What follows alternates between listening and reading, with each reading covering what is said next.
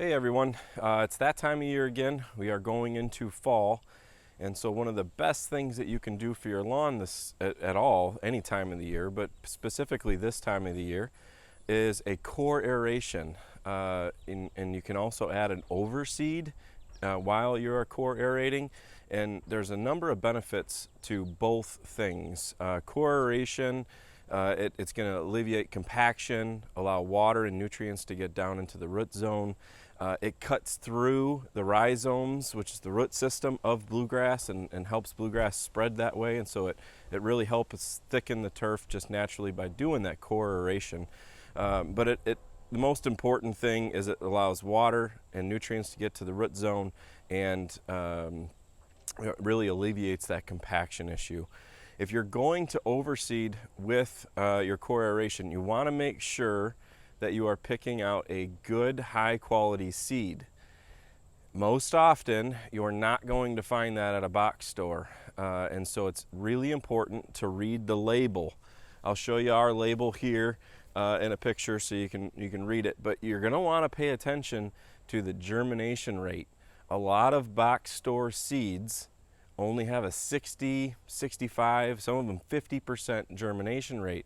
And so if you end up buying a $30, $40, $50 bag of seed, 20 pounds, 10 pounds, 12 pounds of that might not even germinate at all, just because of the germination rate that the seed manufacturer is labeling. As well as if you buy a lot of these 10 and 15 and 20 pound bags of seed anymore, you'll look at them and they've got, within that 20 pounds, they've got all this other material. Some of them have gypsum and stuff, and while some of this stuff is good to put on your lawn, it's cheaper and better to buy these things separately instead of together in one bag. You buy a 20-pound bag of seed versus a 20-pound bag of a seed mix that's got all these other things in it, and that those other things are heavier, so it's going to fill the bag with a heavier less important product than the seed, which is lighter. And so make sure you pay attention to the seed quality and the germination rates, two of the biggest things. In our area, you're gonna really wanna make sure you're using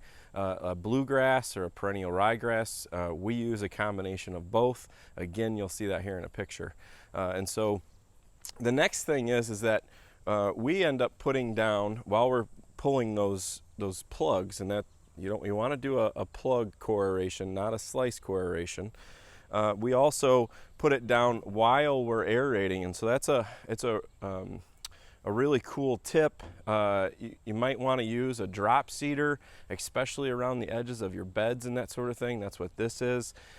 It's going to eliminate the seed from spreading into your mulch and landscape beds, and then here in 3-4 weeks, when the seed germinates and starts to grow, you don't have grass growing in your beds that you constantly are trying to keep out of. And so you probably want to use a drop seeder for that.